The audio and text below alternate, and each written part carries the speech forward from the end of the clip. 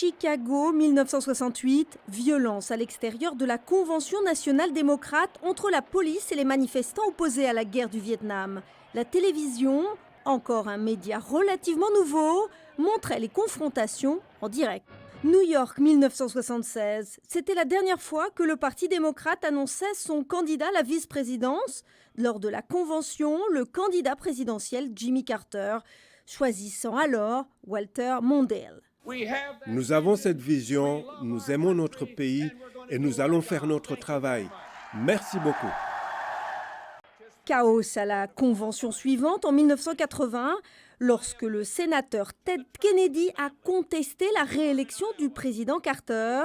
Kennedy céda face à Carter dans un discours célèbre qui s'est terminé sur cette phrase.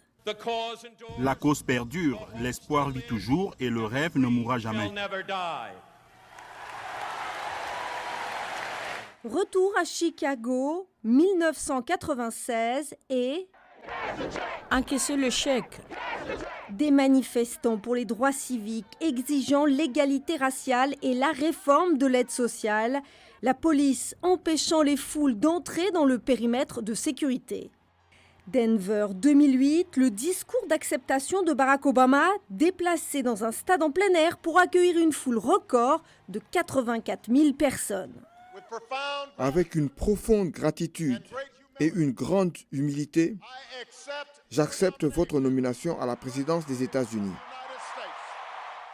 Cette semaine à Chicago, la vice-présidente Kamala Harris et le gouverneur du Minnesota, Tim Walz, démarrent la convention de leur parti sur un bel élan. Le mois dernier, le président Joe Biden était en retard sur le candidat républicain Donald Trump dans les sondages politiques. Depuis que Biden s'est retiré, la candidate Harris a progressé dans les sondages.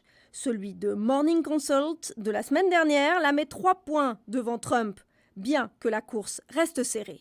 Il y aura des manifestants, comme c'est toujours le cas lors des conventions, comme ceux survenus lors du rassemblement républicain du mois dernier qui s'est tenu dans le Wisconsin voisin.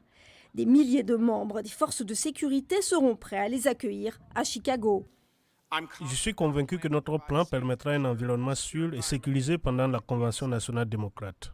Les autorités de la ville de Chicago s'attendent à accueillir jusqu'à 50 000 visiteurs pour la Convention démocrate qui se tiendra au United Center.